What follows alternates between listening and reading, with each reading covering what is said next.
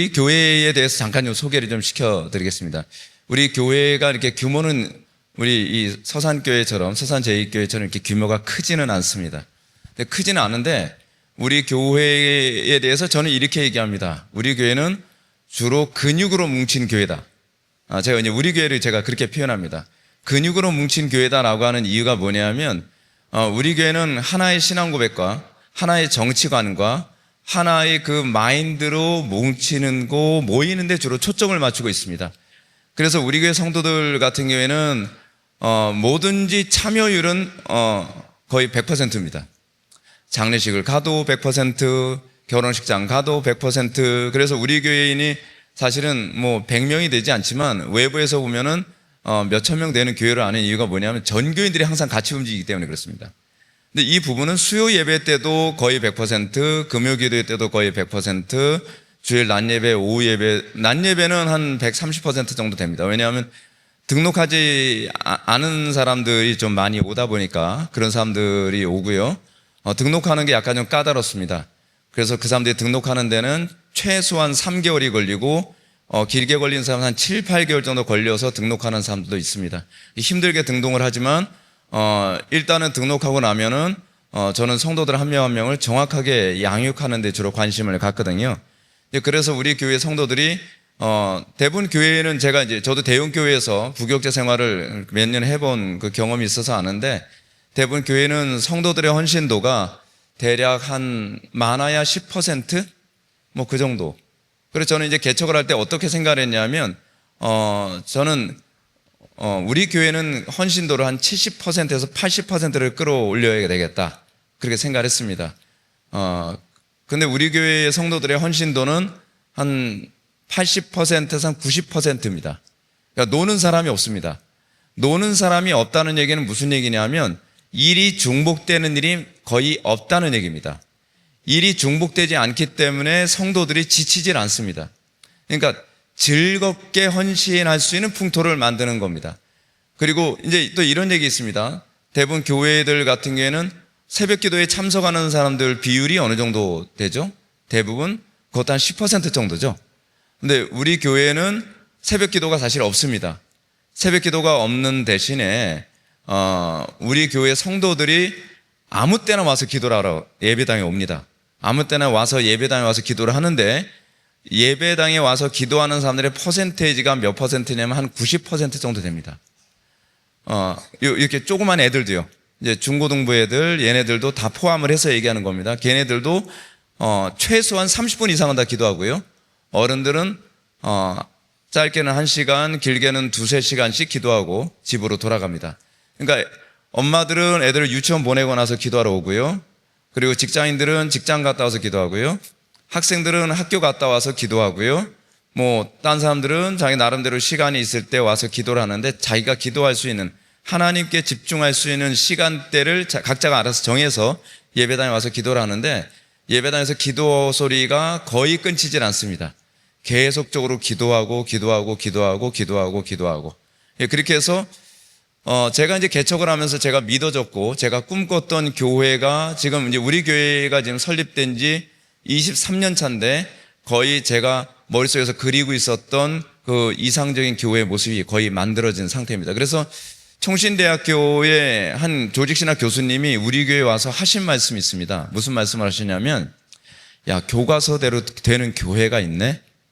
그런 말씀을 하시더라고요. 예, 저는 교과서대로 되는 교회를 현실화하는 데 제 꿈이었거든요. 그래서 하나님께서 그렇게 하셨고, 그리고 제가 이 교회 와서 제가 말씀을 드렸는지 모르겠는데, 저희 교회는 성경책으로만, 말씀과 기도로만 여기까지 오게 된 교회입니다. 성도들한테 예배당을 건축하면서 한 번도 헌금 얘기를 한 적이 없었고요. 그래서 하나님께서는 모든 것을 믿음으로 다 이끌으셔서 여기까지 오게 된 교회입니다. 그래서 여러분들이 아마 오늘도 이제 질의문답이 여러 가지 있는데, 그 질의문답에 있어서 여러분들이 굉장히 그 인사이트를 받을 수 있는 그런 대답을 들을 수 있지 않을까, 그런 생각이 듭니다. 예, 우리 한번 그 질의문답 하나씩 듣고 제가 대답하는 시간을 갖도록 하겠습니다. 네, 먼저 질문 드리겠습니다.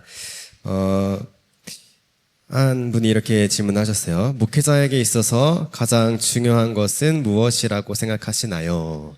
네, 목회자로서 가장 중요한 것은요, 일단은 거룩이라고 생각을 합니다. 거룩하지 않으면 사실은 성경 해석도 안 됩니다.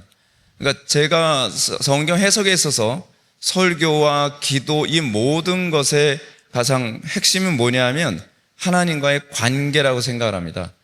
하나님과 관계가 형성되지 않으면 성경의 해석이 안 되고요.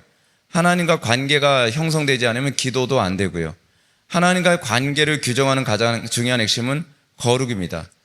그 거룩이라고 하는 것은 사실은 세상과 구별됨을 얘기하는 것이고요. 그리고 하나님을 뜨겁게 사랑하는 것을 의미합니다. 그러니까 우리가 하나님을 사랑하지 않으면서 목회자다운 삶을 살 수가 없죠. 그래서 제가 우리 교회에서 얘기하는 게 그겁니다. 강단은 어떤 것인가, 설교자의 설교는 어떤 것인가 라고 했을 때 설교는 자기의 생각을 전하는 것이 아니라 하나님의 뜻을 그리고 하나님을 드러내는 곳이라고 생각합니다. 그러니까 여러분들 그렇지 않아요? 세상에서는 하나님에 대해서 들을 기회가 없습니다.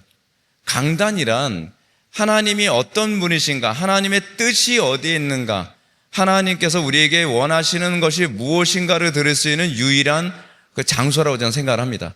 근데 그것이 가능하려면 목회자가 항상 어떤 태도를 견져야 되냐면 항상 하나님의 뜻에 항상 초점 맞춰서 그리고 하나님의 뜻을 내 삶 속에 그대로 현실화시키는 데에 관심을 가질 때라야만 참된 목회자가 될 수 있다고 저는 생각을 합니다. 네. 이어서 목회자에 대한 동일한 질문이 있어서 같이 드리겠습니다.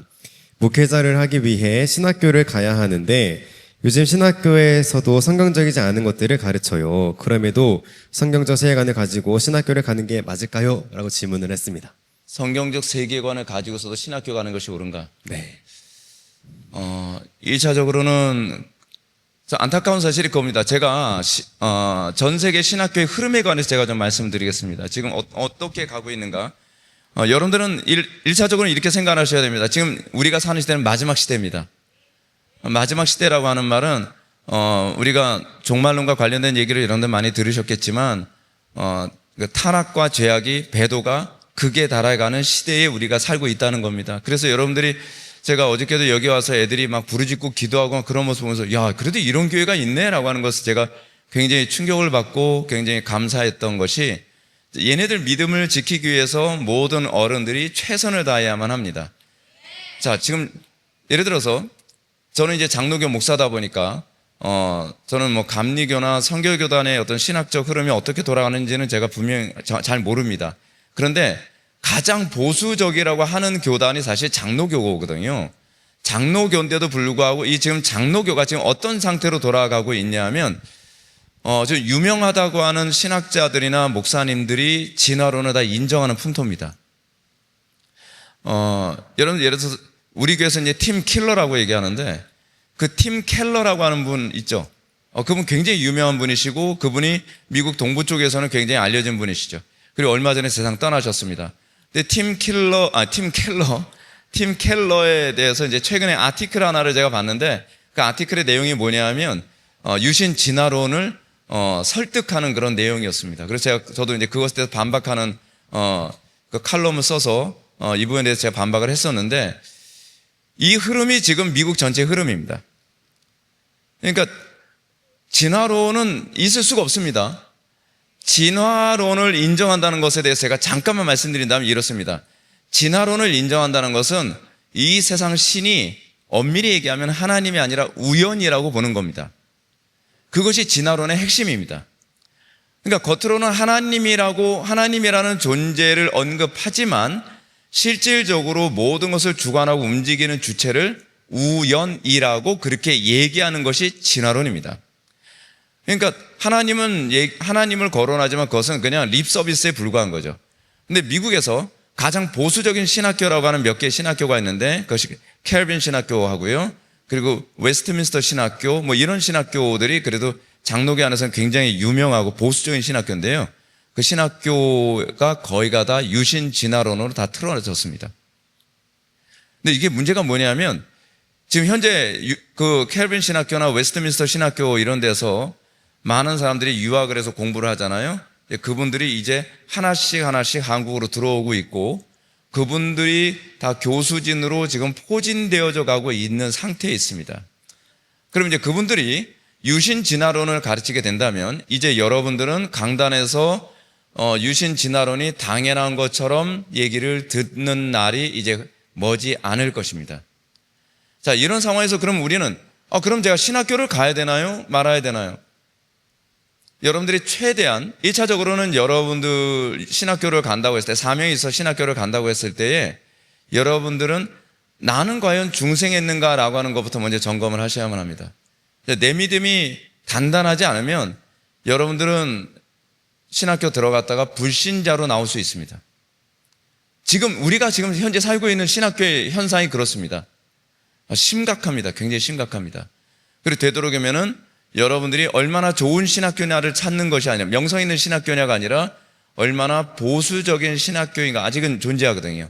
그럼 보수적인 신학교를 찾아서 여러분들 거기서 공부를 하고 여러분들이 그런 목회의 길을 가는 쪽을 선택을 해야 되겠죠. 그리고 이제 제가 좀 참 창피한 얘기지만 저는 학교 다닐 때 좀 공부를 별로 안 했습니다. 학교 공부를 별로 안 한 거고요. 재 공부를 많이 한 케이스입니다. 저는요. 그러니까 저는 학교에서는 평균 한 B나 B 플러스 정도 받을 정도로만 이제 레포트 쓰고 출석하고 그것만 했지, 저는 항상 뭐에 관심이 있었냐면, 성경에 관심이 있었고, 진리에 관심이 있었습니다. 근데 제가 그렇게 미친 듯이, 진짜 저는 미친 듯이 신학 공부를 했거든요. 신학교 다니는 7년 동안.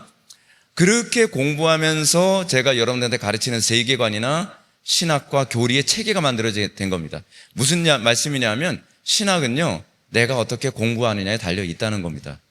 예. 저는 방학 때는 도서관에서 살았거든요. 방학 때 제가 살던 곳은 도서관과 기도원이었어요. 기도원에 가서는 하루에 많이 기도할 때는 9시간 기도하고요. 그러니까 평균, 전도사 시절 때 평균 기도하는 시간은 4, 5시간이었어요. 그래서 이제 밤 9시에 기도하러 가면 새벽 2시에 집으로 돌아오고. 네, 그게 제가 한 7년 동안 제가 살던 라이프 스타일이었습니다. 그리고 도서관에 가서는 아침부터 저녁까지 하루 종일 논문 읽고, 제가 관심 있는 신학서적 읽고. 그렇게 되면 여러분들 좀 아주 심각한 신학교가 아니라고 한다면 자기의 신앙적 저기는 잡을 수 있을 거라 생각합니다. 예. 네. 한 가지 또 질문을 드리면, 하나님께 영광이 되는 직업은 무엇인가요? 이 직업에 대한 질문이 또 있습니다. 하나님께 영광이 되는 직업. 직업관에 관해서 칼빈이나 루터는 직업을 그 자체를 소명이라고 생각을 했습니다. 그러니까 소명이라고 했을 때, 그러니까 청교도들 같은 경우에는 직업을 어떻게 이해했냐면 하나님께 대한 봉사와 이웃에 대한 봉사로서의 직업을 얘기했습니다. 근데 천주교 같은 경우에는 직업을 어떻게 이해했냐면 성직만이 하나님께서 기뻐하시는 직업이고, 세속직, 예를 들어서 여러분들 장사를 한다든지 직장 생활을 한다든지 그거는 하나님하고 아무 관계가 없는 것이라고 생각을 했거든요. 근데 이제 종교개혁 때서부터 교회 안에서는 직업을 어떻게 이해했냐 하면, 루터와 칼빈은 약간 차이가 있습니다. 루터는 한번 직업을 정하면 그 직업을 평생 유지해야 된다라고 생각을 했다면, 칼빈은 직업은 정했어도 소명이 계속적으로 바뀔 수 있기 때문에 때로는 다른 직업을 가질 수 있다라고 생각을 했습니다. 그래서 일단은 여러분들이 직업을 선택한다고 했을 때에 이 직업이 하나님을 영화롭게 하고 이웃을 섬길 수 있는 직업인가를 항상 고려해야만 합니다. 이런 차원에서 우리가 가질 수 없는 직업이 있죠. 어떤 직업? 예를 들어서 조직폭력배 이런 거 하면 안 되잖아요. 또는 도박꾼 이런 거 하면 안 되겠잖아요. 그렇지 않으면 또 뭐가 있죠? 말도 안 되는 그 죄를 져야만 생계가 유지되는 그런 직업 있잖아요. 몸을 파는 거 이런 것도 안 되죠. 그러니까 1차적으로는 나의 직업이 내가 직업을 통해서 하나님을 영화롭게 할 수 있는가, 또 이웃에게 내가 사랑을 실천할 수 있는가 라는 차원에서 직업을 생각한다면 어느 정도 이렇게 선이 거질 거라고 생각합니다. 그래서 조금 더 나아가서 노동과 이웃 사랑의 실천이 무슨 연관이 되나요? 라는 질문이 뭐하고 있거든요. 뭐요? 노동과 이웃 사랑의 노동과 실천. 이웃 사랑의 실천이요. 이 부분도 아까 이제 질문한 것과 되게 흡사한데, 노동이라고 해서 모든 노동이 이웃 사랑의 실천은 아니겠죠. 근데 우리는 이 노동을 하는 데 있어서 이 노동이 현실화되어지는 방식이 직업입니다.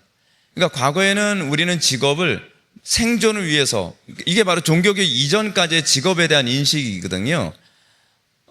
직업이 생존의 방식으로 이해되어졌었는데, 이제 종교교육 이후서부터 직업은 뭐냐면 이웃 사랑의 실천의 수단이 되어집니다. 자, 그렇게 된다면 여러분 이렇게 생각해요. 이게 프랑스에서 위그노라고 하는 사람도 있었거든요. 근데 위그노라고 하는 이 사람들은 어떤 사람이었냐면, 내가 빵을 굽더라도 그 빵을 굽는 것이 하나님께 영광이고 이웃에게 사랑을 실천하는 행위다라고 생각하면서 빵을 구웠던 사람이에요. 그래서 나타난 개념이 뭐냐면요, 전문가라는 것이 나오기 시작을 했습니다. 종교개혁 이전에는요, 전문가가 없습니다. 왜냐하면 돈을 벌기만 하면 그만이에요. 내 손에서 빵이 저 사람한테 팔려서 그거 먹고 식중독에 걸리든 그거 먹고서 저 사람이 배탈이 나든 생각이 없어요. 관심이 없어요. 왜냐면 나는 돈을 벌기 위해서 빵을 만드는 거니까. 근데 위그노들 같은 경우는 어떻게 생각했냐면, 내가 사랑을 실천하고 하나님께 영광 돌리기 위해서 노동을 하는 거다 보니까 빵을 어떻게 해요? 예배를 하듯이 빵을 만들어요. 그래서 이 빵을 만들어도 저 사람한테 정말 건강이 되는 거예요. 여러분들 요즘에 이제 중국 음식에 대한 얘기가 굉장히 심각한데, 여러분 마라탕이라고 있죠? 마라탕은 거의 다 이게 실제 음식이 아니라 다 화학 음식입니다. 그래서 계란도 진짜 계란이 아닌 경우도 되게 많이 있고요. 어묵도 진짜 어묵이 아닌 경우가 굉장히 많이 있고, 이게 왜냐하면 성경적인 노동관이 염두에 두지 않고 돈만 벌면 된다고 생각하는. 그래서 마라탕의 또 다른 별명이 뭐예요? 먹지 마라 탕. 먹지 마라 탕이죠. 왜냐하면 먹으면 큰일 납니다. 진짜 큰일 나요.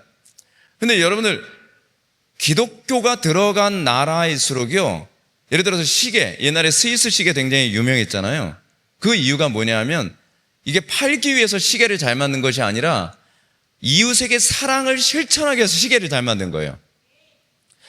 빵을 만들더라도 이웃에게 사랑을 실천, 그러니까 직업은 그 뭐냐면 이웃 사랑 실천의 수단에 불과해요. 핵심은 뭐냐면, 내가 이 시계를 만들므로써 이웃에게 사랑 실천이 되는가? 내가 이 자동차 엔진을 만들어서 사람들을 안전하게 이동할 수 있도록 만드는가? 그렇게 했을 때의 직업의 윤리의식이라는 게 생기죠. 그러니까 이 직업의 윤리의식이 어떤 식으로 나타나냐면, 막스 베버라고 하는 사람의 가르침에서 잘 나타나는데, 내가 직업에 대해서 어떤 태도를 견지하느냐가 내가 거듭난 사람인가 아닌가를 측정할 수 있는 시금석이라고까지 생각했어요. 그러니까 여러분, 우리는 이게 굉장히 익숙하지만 예전에는요, 돈을 벌기 위해 직업을 선택하는 것은 너무 일상적이었는데, 이제 종교개혁 이후에 청교도들 같은 사람들 통해서는 사랑을 실천하기 위해서 직업을 선택하는 소위 양심 있는 직업인이 생기기 시작을 한 거죠. 돈만 많이 벌면 되는 것이 아니라 이것이 하나님께 대한 사랑 실천이 아니라고 한다면 난 이 직업을 내가 계속 유지할 수 없다고 생각하는 겁니다. 이것이 성경적으로 얘기하는 노동관이에요. 제가 요거 하나만 더 첨언해서 말씀드릴게요. 저는 이제 직업이라고 하면 제가 직업이 목사입니다. 그렇죠? 근데 만약에 제가 타락했다고 한다면 어떤 게 되냐면, 설교를요, 양들이 이 설교 말씀을 듣고서 배탈이 나든 뭐하든 나는 설교만 때우면 그만이다 그러면 뭐 한 거예요? 타락한 거죠. 양들이 어떻게 해야 돼요? 이 양식을 먹고 가정이 변화되어지고 개인의 삶이 변화되어지고 그 인생 전체가 바뀌어야 되잖아요. 자, 여러분 이거 동의되죠? 자, 바꿔서 얘기할게요. 여러분들의 직업도 똑같이 생각해야 됩니다.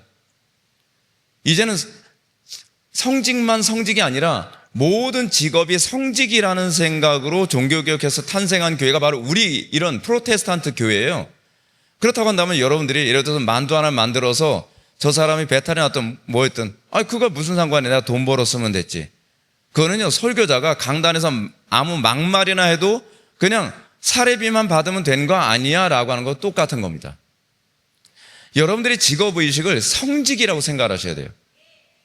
이것이 만인 제사장이고, 그래서 여러분들의 노동 하나하나가, 여러분들의 말 하나하나가, 그 여러분들이 예를 들어서 떡만둣국 하나를 끓인다 한다 하더라도 여기에 내가 이 조미료를 넣는 것이 하나님 앞에서 내가 부끄러움이 없는 것인가?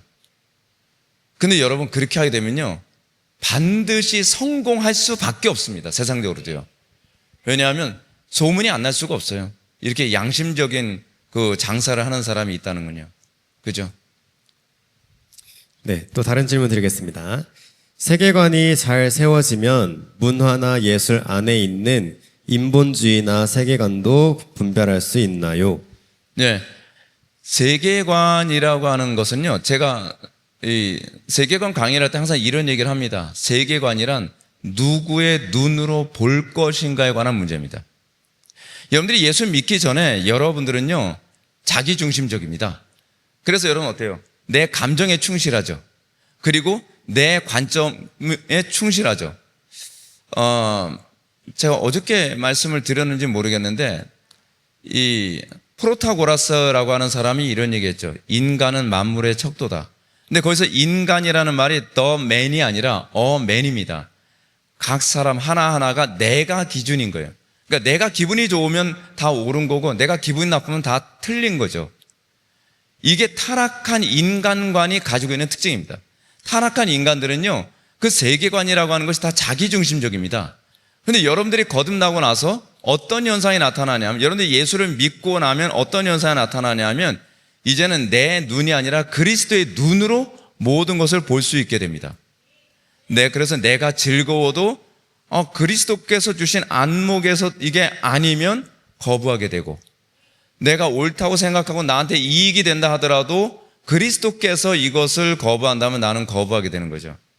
자, 그렇다고 한다면 여러분들이 삶 속에 나타나는 수많은 일들이 있습니다. 또는 음악들이 있습니다. 그림도 있습니다. 여러분들이 거듭나기 전에는요, 제가 단편의 예를 한번 들어볼게요. 제가 은혜 받기 전에는 제가 어떤 사람이었냐면, 제가 굉장히 좀 잔인한 성격이었습니다. 그래서 제가 잔인한 거에 대해서 감각이 없었댔어요.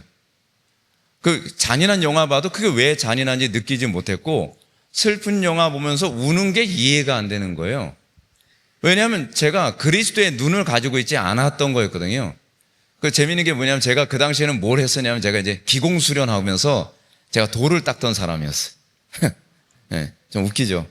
제가 이제 얼마나 이게 기공수련을 이제 깊이 있게 했었냐면요, 제가 이 명함으로 나무젓가락도 자르고 그랬습니다.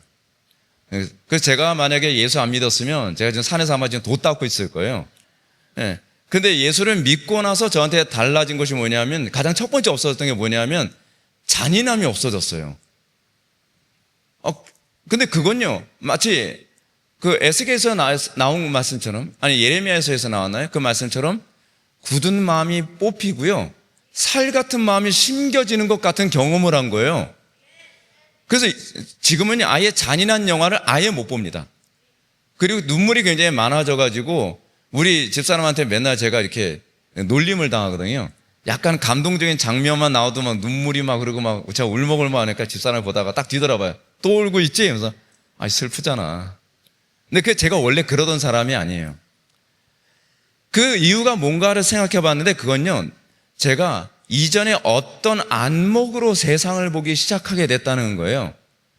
그래서 예전에 좋아하던 영화 이제는 가봤고, 예전에 좋아하던 음악 이제는 별로 안 좋아하게 되고, 그러니까 관점이라고 하는 부분이 하나님의 관점, 하나님의 느낌, 하나님의 안목으로 세상을 바라보면서 자동적으로 이런 게 끊어지게 되는 겁니다.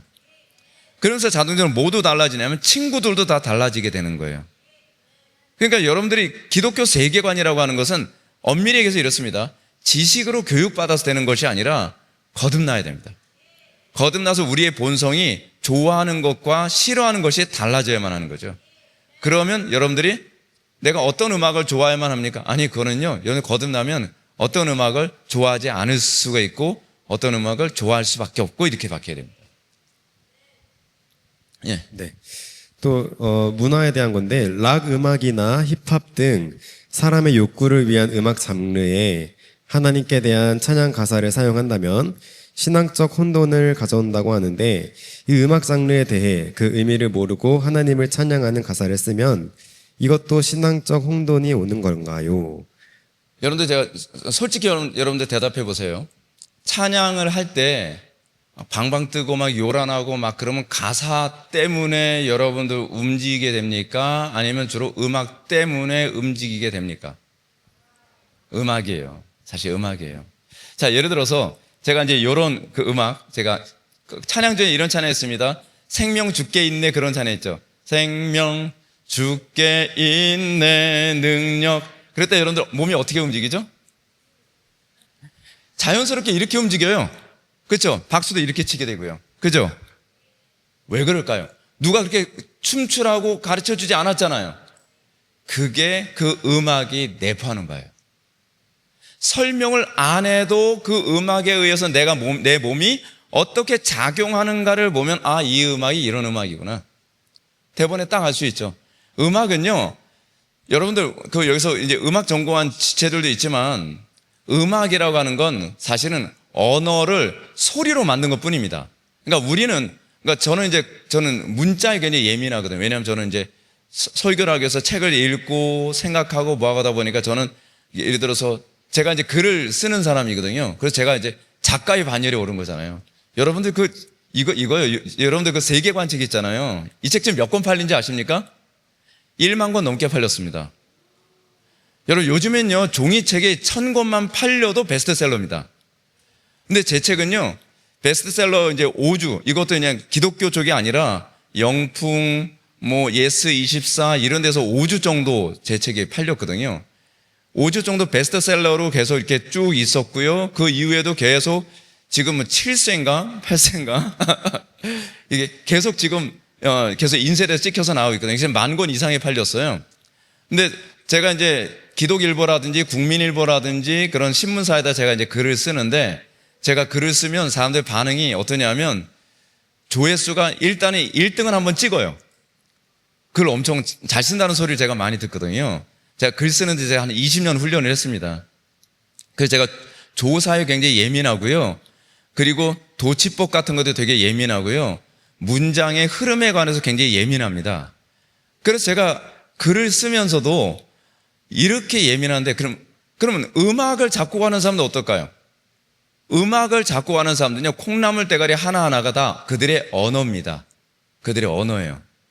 근데 그 언어를 그 사람들은 어떤 언어로 사용하냐 하면 콩나물 대가리라고 하는 것으로 그 사람들의 언어를 사용하는 거죠. 콩나물 대가리니까 약간 좀 그렇잖아요. 콩나물 대가리도 그냥 하나가 아니라 사실은 4부로 돼 있잖아요.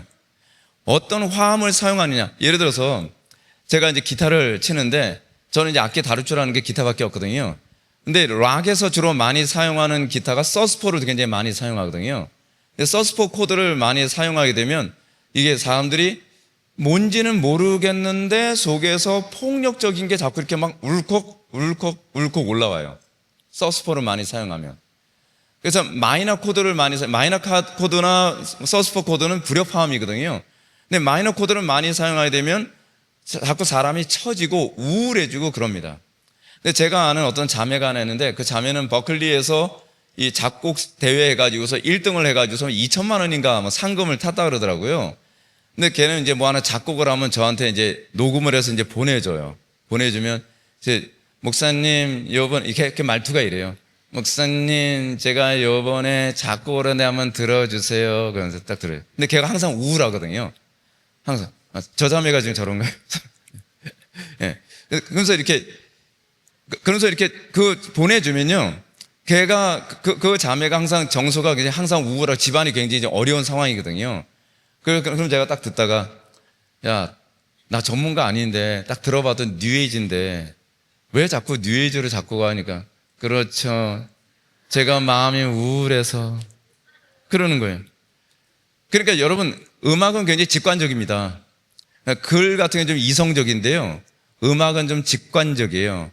그래서 그 직관적인 걸, 그 느낌을, 자기의 감정을요, 이 콩나물 대가리로 묘사를 기가 막히게 잘해요. 그래서 저는 그 작곡한 애 딱 들으면, 너 요즘 영적 상태가 이렇구나. 그럼 어떻게 하셨어요? 야, 음악에 다 나오잖아. 그러면 여러분 생각해 보세요. 어떤 사람이 작곡한 것이 여러분들의 영혼에 유익을 줄까요? 1차적으로는 그 사람 거듭난 사람이어야 됩니다. 과거에 20세기 한 중반쯤에 교회 음악에 있어서 굉장히 중요한 이슈가 하나 있었습니다. 그것이 뭐냐면 교회 안에서 오르간을 사용하는 것이 옳으냐 틀리냐에 관한 논쟁이 굉장히 심각하게 있었습니다. 지금 뭐 드럼을 사용하냐 막 이런 것까지 가지만 그 당시에는 오르간 문제가 되게 심각한 논쟁거리였어요. 근데 거기서 로이드 존스 목사님이 이런 말씀을 하십니다. 오르간을 사용하는 것이 옳으냐 틀리냐보다는 오르간을 연주하는 사람이 거듭난 사람이냐 거듭나지 않은 사람이냐를 보는 것이 더 중요하다. 왜냐하면 거듭난 사람은 본능적으로 압니다. 이 음악이 이런 장르가 내 영혼에 거슬린다는 걸 알죠. 근데 만약에 그 마음속에 음란함 또는 난폭함 또는 우울함 잔인함 이런 것이 있으면 그걸 뭐로 표출하냐면요, 악기로 표출해야 됐어요. 악기는요, 제가 악기를 다뤄보니까 아는데 악기는 내 감정의 증폭제입니다. 그래서 내 감정을, 제가 이제 기타를 치면서 제가 주법이 좀 달라지거든요. 저는 주법을 항상 이렇게 하던 주법으로 사용하지 않고 그때그때마다 영적 분위기가 달라지면 기타 주법을 계속 바꿔서 해요.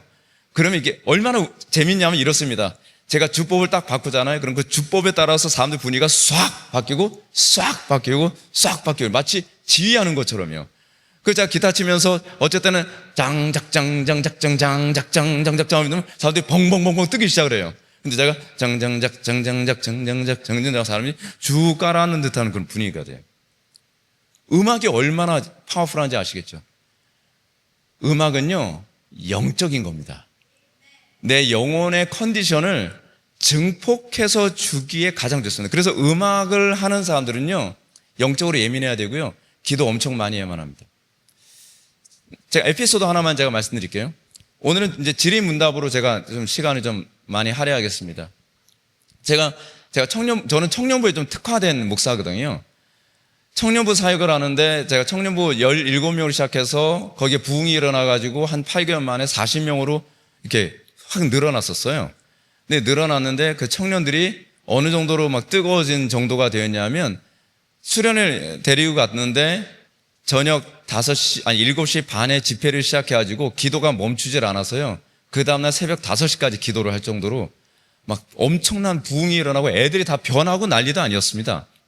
근데 한 번은 교회 안에서 청년부가 이렇게 부흥이 일어나니까 담임 목사님이 저보고 청년부 성가대를 조직하라고 명령을 하셨어요. 그래서 네, 알겠습니다. 그러고 나서 이제 청년들을 모아놨습니다. 야, 담임 목사님께서 청년부 성가대를 하라고 한다. 근데 대충 하려면 때려치고 하려면 제대로 하자. 그래서 어떻게 했냐면 1시간 연습하고 1시간 기도하고로 했어요. 1시간 기도하고 1시간 연습하고 1시간 기도하고 1시간 연습하고 하는데 1시간 기도하고 나서 기도하는데 얘네들이 좀 화음이 안 맞는다. 뭔가 영적으로 이렇게 커뮤니케이션이 안 되는 것 같다. 그러면 야, 잠깐 스탑. 멈추고 다시 기도하자. 그럼 애들하고 같이 막 뜨겁게 딱 기도하고 나서 영적으로 하나가 딱 된 것 같아. 다시 연습 시작. 근데 그렇게 해서 성가대 연습을 그렇게 했거든요. 남들 보기에서 거의 미친 수준이죠. 근데 이렇게 성가대 섰을 때 어떤 일이 벌어졌을까요? 교회가 난리가 났어요. 2곡을 불렀는데 첫 번째는 이제 빠른 곡을 이제 찬양을 했습니다. 빠른 곡으로 막 화음 맞춰서 딱 찬양하니까 성도들이 막 굉장히 좋아하죠. 막 박수 치고 막 너무 좋아하는 거예요. 그 다음에 두 번째 곡은 잔잔히 시작하는 건데 처음에 화음 딱 맞춰서 쫙 부르는데요. 어떤 현상이 나타나냐면 갑자기 임재가 확 일어나는 거예요. 예배당 전체에. 그러니까 성도들이 다 뭐라 하냐면 성가대 찬양을 들으면서 온몸에 소름 돋아본 건 처음이라는 거예요. 모든 성도들이 온몸에 소름이 돋았어요. 음악이라는 게 그렇습니다.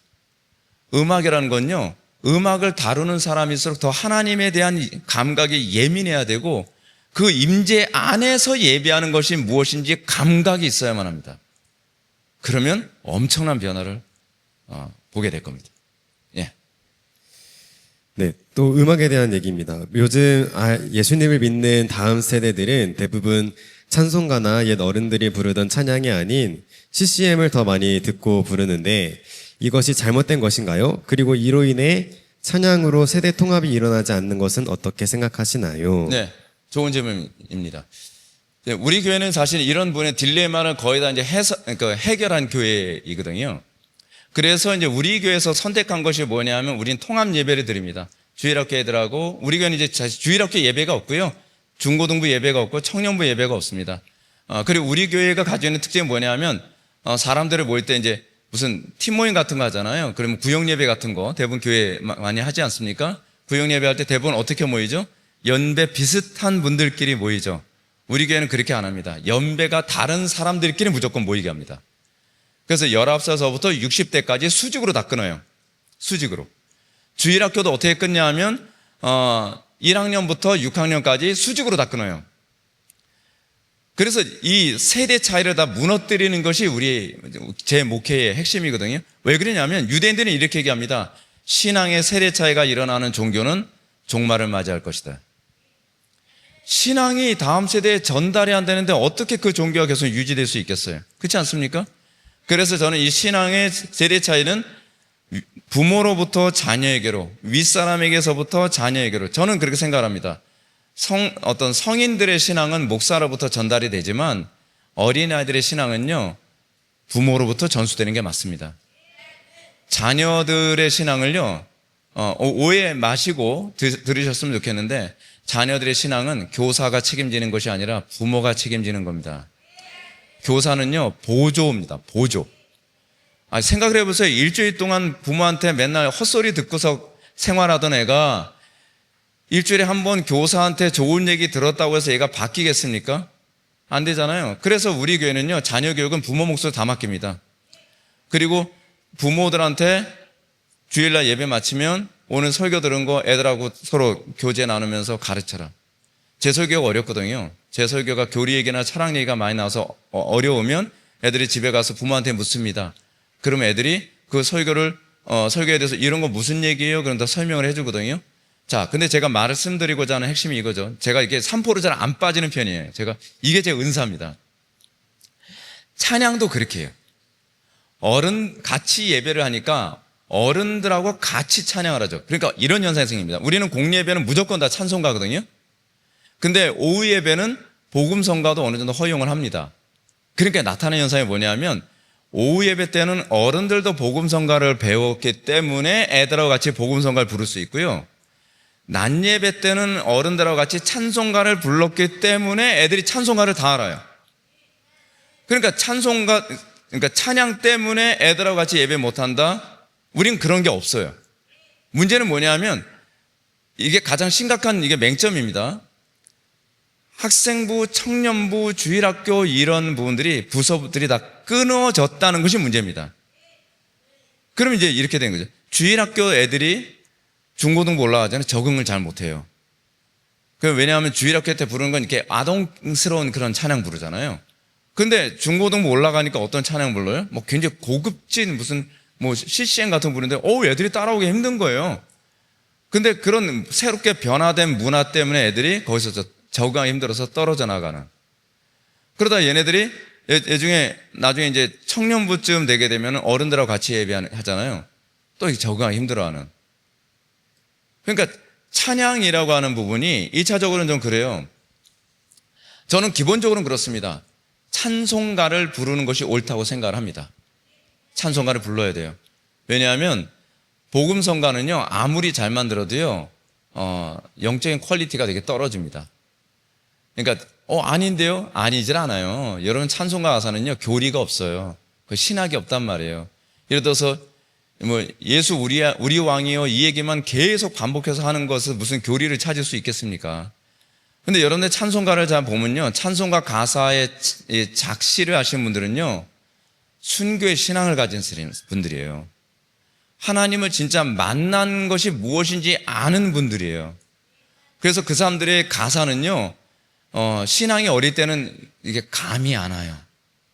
근데 신앙이 성장하면 성장할수록 그 신앙에 공감이 되고 동의가 되면서 그 가사 안에서 눈물이 흐르고 내 신앙이 이분의 신앙을 이젠 이해할 수 있는 신앙이 됐구나라고 하는 상태가 되는 거죠. 근데 우리는 이런 얘기가 나오는 거죠. 근데요, 목사님, 음악이 촌스럽잖아요. 너무 컨츄리스러운 것 아니겠습니까? 근데 여러분, 문제는 음악이 아니라 내가 정말 그 가사를 사랑하느냐에 관한 문제입니다.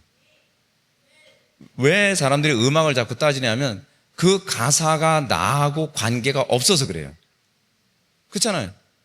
그러니까 가사는 별로 내 귀에 안 들어오고 나하고 공감이 안 되는데 일단 음악이라도 방방 뛰어야 되고 음악이라도 내 본성에 맞아야 된다고 생각을 하는 거죠. 근데 여러분, 이 부분 분명히 합시다. 찬양은요, 우리의 유흥적 도구가 아닙니다. 찬양은 하나님을 기쁘시게 해드리는데 초점을 맞춰야만 합니다. 제가 청년부를 제가 맡았을 때, 어느 교회 가는 이제 청년부, 이제 대형교회 청년부를 맡으면 거기다 뭐 드럼 치고, 뭐 신디 막 하고, 일렉 막 이러고 그러거든요. 제가 청년부 맡자마자 그랬어요. 야, 그 일렉 치워버리고, 드럼 치워버려. 그냥 간단하게 그냥 신디 하나 하고, 통기타 하나만 두자. 제가 일렉을 안 좋아하는 이유가 뭐냐면, 사람 자체가 아날로그잖아요. 몸 자체가. 근데, 사실은 아날로그인데 디지털로 자꾸 악기를 다루잖아요. 그러면 아날로그와 충돌을 일으킵니다. 정서적으로요. 사실은 이 통이 울려서 이 파장이 들어오는 방식으로 들어오는 게 좋거든요. 근데 일렉 같은 거를 자꾸 하다 보면은 정서적 타격을 자꾸 받아요. 신경질적이 될 수 있고, 뭐 폭력적이 될 수도 있고, 우울할 수도 있고, 이런 현상이 나타나요. 우리가 의식을 잘 못해서 그렇죠. 그래서 저는 웬만하면 악기들은 그냥 간소화시키고, 애들이 이제 그러는 거예요. 전사님, 그 기타하고 저거 신대만 가지고서 은혜가 될까요? 돼. 걱정하지 마. 왜냐하면 다른 악기로 채웠던 자리 내가 기도로 채울게. 기도로 채우니까요, 이게 되더라고요. 제가 그랬잖아요. 우리 청년들 데리고서 수련회 갔는데 애들이 7시 반부터 그 다음날 새벽 5시까지 기도가 멈추지 않았다고요. 드럼들도 그러지 않았어요. 그냥 딱 기타 하나 하고 신디사이저 사용한 이유가 뭐냐면 소리가 끝까지 가야 되니까 신디사이저 사용한 거예요. 그렇게 해서 했는데요. 애들이 하는 얘기가 드럼 사용하고 일렉 사용하는 것보다 훨씬 충만하다는 걸 느꼈다는 거예요. 당연하죠. 저는 그걸 경험해 봤으니까요. 그래서 우리 교회는 지금도 그런 악기 없습니다. 그냥 깔끔합니다. 예배당이. 예, 충분합니다. 또 예배에 대한 질문도 있습니다. 예배를 회복하는데 무슨 조건이 필요한가요? 예, 첫 번째로 예배를 회복하는 데서 가장 우선순위는 설교자입니다. 예배 인도자입니다. 예배 인도자가 하나님의 신에 붙잡힌 바 되어야만 합니다. 제가 최근에 최근에 제가 로마서 강의를 제가 하면서 이런 얘기했습니다. 예배가 하나님의 임재로 가득한 예배가 되기 위해서 첫 번째 조건은 뭐냐면 설교자는 과연 하나님으로부터 보냄받은 증거가 있는가에 관한 문제입니다. 구약의 선지자들은요, 참 선지자와 거짓 선지자를 구분하는 중요한 시금석이 뭐였냐면 하나님으로부터 보내심을 받은 증거가 있느냐 없느냐였습니다. 구약에서 참 선지자의 시금석은요, 천상 어전회에 참여한 사람이거든요. 근데 그게 뭐로 나타나냐면 여호와의 말씀이 선지자 누구에게 임하심에라는 거죠. 그러면 설교자는 정말 여호와의 말씀이 내 심령에 임한 증거가 있는가? 그래서 내가 말씀을 증거하지 않고는 견딜 수 없는 사람인가? 그리고 정말 하나님을 경외하는 사람인가? 불경건을 참을 수 없고 하나님의 뜻을 내가 매를 맞아 죽더라도 내가 하나님의 뜻을 증거하지 않고선 견딜 수 없는 사람인가라는 것이 먼저 전제되어야만 합니다. 그 다음에 회중입니다. 회중들은 어떤 사람입니까? 우리 교회 같은 경우에는 회중들이 불경건하게 예배하는 걸 허용을 하지 않습니다. 왜냐하면 불경건하게 예배하면서 은혜 받을 수 있는 방법은 없습니다. 회중들은요, 단 한 번의 예배도 나는 실패하지 않겠습니다라는 각오가 설교자와 예배 인도자와 그리고 회중이 양쪽이 맞았을 때 회심이 일어납니다. 우리 교회에서는 회심이 거의 한 달에 한두 번 꼴은 회심이 일어납니다. 얘는 이렇게 바뀔 수 없는 앤데 라고 하는 애가 막 바뀌는 거예요. 왜 그러냐면 그 예배를 정말 예배되게 하나님께 대한 예의를 갖춰서 예배를 하게 되는 거예요. 그래서 우리는 예배 시간에 모자 쓰는 것도 허용이 안 돼요. 다리 꼬고 이렇게 하는 거예요? 그러면 제가 그 다리 푸시고요, 팔 피세요. 좀 민망하지만 막 이렇게 얘기해요. 예배 시간에 지각하면 제가 그랬잖아요. 권징석에 앉혀서 벌 받는 자리에 앉혀요. 그래서 우리 교회는 예배 지각하는 사람들이 한 명도 없어요. 단 한 명도 없어요. 그리고 예배 가운데에 옛날에는 제가 이제 좀 매운맛이었다 보니까 젊었을 때는 매운맛이 좀 심했는데 제가 지금 많이 순한 맛으로 많이 돌아섰거든요. 나이 좀 먹으니까. 예배 시간에 어떤 애가 엎드려 자더라고요. 그래서 야, 고개 들어. 고개 들어 이 자식아. 어떻게 예배 시간에 하나님 앞에서 엎드려 자? 졸리면 집에 갔어 이 자식아. 예배 분위기가 쌓이죠. 쌓여져요. 근데 그렇게 예배 분위기가 잡히고 나니까요. 우리 교회 혹시 그 사이트 들어와 보신 분 있습니까? 예. 제 강대상 뒤쪽에 항상 여호와를 경외하라라고 돼 있어요. 이렇게 돼 있어요. 강대상 앞쪽에는 라틴어로 코람 데오라고 써 있거든요. 이건 하나님 앞에서란 뜻이에요. 그리고 뒤에는 여호와를 경외하라라고 썼어요. 이게 신학적인 의미예요. 하나님 앞에 서 있는 사람은 여호와를 경외하는 것이 마땅하다는 거죠. 여호와를 경외하지 않으면서 하나님을 참되게 예배한다는 말은요, 거짓말이에요. 하나님을 경외하지 않으면서 하나님을 예배한다? 그러면서 막 여러분 그건 거짓말입니다. 가장 기본은요, 하나님을 경외하는 것부터 시작을 해야만 합니다. 그럴 때에 예배에 임재함이 있습니다. 예배에 임재함이. 참된 예배가 뭔지 알 수 있는 거죠. 네. 네. 또 한 가지 예배에 대한 질문인데, 가인과 아벨의 말씀과 같이 예배에는 실패와 성공이 존재하고 그 기준은 하나님이 원하시는가이다. 그렇다면 예배의 실패와 성공은 공동체가 아니라 개인인가, 아니면 공동체일 수도 있는 것인가? 예배의 실패와 성공은요, 공동체적이면서 개인적입니다. 예배 전체가 불경건한 상태에서 한 사람이 하나님을 참되게 예배하는 건 상당히 어렵습니다. 근데 그럼에도 불구하고 공동체가 하나님께 예배하는 영적 분위기가 돼 있지 않음에도 불구하고 정말 하나님의 은혜를 사모하는 사람이라면 어렵지만 은혜 받고 신령과 진정으로 드릴 수 있습니다. 신앙생활은요, 이렇게 이해하셔야 돼요. 개인적이면서 공동체적입니다. 이게 무슨 얘기냐면 구원은 개인적으로 받죠. 근데 개인적으로 구원받은 사람의 특징이 뭐냐면 그들은 공동체 안에 들어오길 원합니다. 이 천주교와 기독교의 구원관에 대해서 제가 좀 설명해 드릴게요. 천주교는 구원은 교회로부터 온다고 생각합니다. 근데 우리 기독교는 구원은 교회 안으로 들어오는 거라고 생각합니다. 비슷해 보이죠? 그게 무슨 얘기냐면 천주교에서는 구원은 어떻게 받는다고 생각을 하냐면 교회가 세례를 주면 그 사람이 구원을 받는다고 생각을 해요. 구원을 누가 결정해요? 교회가 결정해요.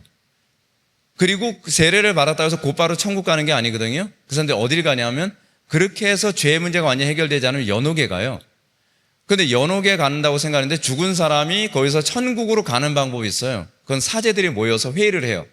교황과 추기경들이 모여서 이 사람을 성인으로 인정할 것인가 말 것인가를 회의했다가 성인으로 인정하자 그러면 연옥에서 천당으로 가요. 그럼 구원은 누가 결정하는 거죠? 사제들이 결정하는 거죠. 그래서 로마 가톨릭에서는 교회라는 그 표현이 우리는 목회자와 성도들 전체를 교회라고 얘기하잖아요. 구원받은 성도들. 천주교에서는 교회를 어떻게 규정하냐 하면 사제들의 집단이라고 봐요. 우리하고 다릅니다. 그래서 구원은 교회가 준다라고 보는 것이 천주교 입장이에요. 근데 기독교 입장은 어떠냐면 우리가 구원을 받으면 교회의 몸에 연합된다라고 보는 거예요. 한 몸이 되죠. 왜냐하면 예수를 믿음과 동시에 우리는 그리스도 안에서 한 형제를 이루니까요. 자, 그런데 이 부분은 여러분들 큰 교회일수록 이제 그런 현상이 많이 나타났는데 구원받았다고 하는데 교회 등록을 안 하려고 그러는 사람도 있어요. 스트레스 받는다고. 간섭받기 싫다고요. 그거는 구원받지 않아서 그럴 가능성이 아주 농후합니다. 왜냐하면 우리가 구원을 받으면요, 나하고 영적으로 교통을 하는 사람들과 한 무리 안에 들어오기를 원합니다. 그것이 본성이고요. 그것이 교회사 안에서 항상 일어났던 일입니다. 그래서 구원받은 사람은 공동체 안으로 들어온다라고 보는 것이 우리 기독교에서 보는 교회관입니다. 네. 잠깐만, 그럼 뭐예요? 그랬죠? 네. 질문이 뭐였죠? 그러다. 네. 가인과 아벨의 이야기를 했는데, 가인과 아벨의 말씀과 같이 예배의 실패와 성공이 존재하고, 예, 그렇죠. 그 기준은 무엇이죠? 그래서 예배의 실패와 성공에 관한 문제에 있어서 왜 우리가 은혜 받는데 어렵냐 하면 구원받은 성도들의 모임으로서의 공동체가 아니라 그냥 예배에 관심 없는 사람들이 예배당에 모이니까 그만큼 집중하기 어려워지는 거예요. 그런데 일단은 아까 제가 말씀드렸던 것처럼 구원받은 사람이 공동체 안에 들어오길 원하는 것. 그러니까 1차적으로는 구원이 어떻게 일어나요? 우리의 은혜가 개인적으로 일어나요. 근데 개인적으로 일어나고 나면 그 다음에 어떻게 해요? 그 구원이 공동체적으로 같이 은혜를 추구하게 돼요.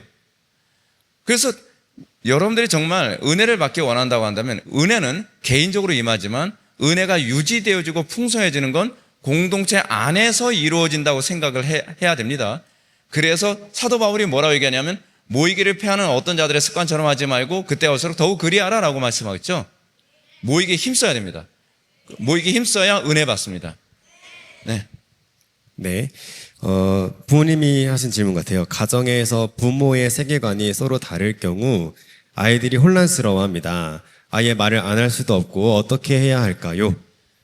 이게 사실은 가정교육에서 가장 어려운 부분입니다. 이제 대부분 성도들이 그 얘기를 많이 합니다. 남편이 예수를 안 믿는다든지 아내가 예수를 믿지 않는다든지 이렇게 했을 때 우리는 과연 어떻게 해야 될 것인가? 첫 번째는 뭐냐면 남편이나 아내, 예수 믿지 않는 배우자를 위해서 기도해야 되고요. 그리고 만약 두 사람이 다 예수를 믿는다고 하는데도 불구하고 이 문제가 개선이 잘 안 된다고 했을 때 그것은 하나의 설교 안에서 서로 교통이 이루어져야만 합니다. 그러니까 부부가 우리 교회에서 하는 작업 중에 하나가 그거거든요. 예배 끝나면 대부분 집에 들어와서 오늘 선포된 말씀 대부분 나누질 않잖아요. 부부가 나눠야 됩니다. 가정에 들어가서 오늘 담임 목사님 설교하신 말씀 듣고 내 가정에 어떻게 적용할까? 내 자녀들에게 어떻게 적용할까? 그러면서 자녀들과 오늘 선포된 목사님의 말씀 통해서 같이 교제를 하면서 거기서 하나를 이루는 작업을 해야 돼요. 여러분 강단 설교가요. 왜 한 분을 통해서 이루어진지 아십니까? 머리가 하나이어야만 되기 때문에 그래요. 그 한 설교 안에서 서로가 교통이 일어났을 때에 자녀들의 교육이 일관성이 있게 됩니다. 그리고 그렇게 교육을 하게 되면요. 부모님들에게서 나타나는 특징이 있어요.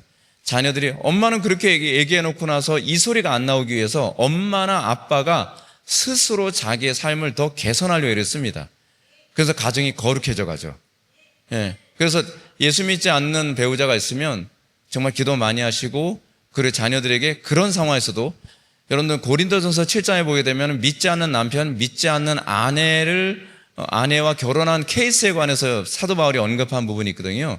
근데 거기서 뭐라 하냐면 네가 믿기 때문에 네 자녀들도 거룩하니라 라고 얘기하고 있거든요. 남편이 예수 믿지 않는다고 하더라도요, 자기 자녀들을 정말 생명 걸고 내 신앙을 전수에게 해주겠다라는 각오로 신앙생활 하셔야만 합니다. 그럼 승리는 여러분께 됩니다. 반드시 승리합니다. 네. 네.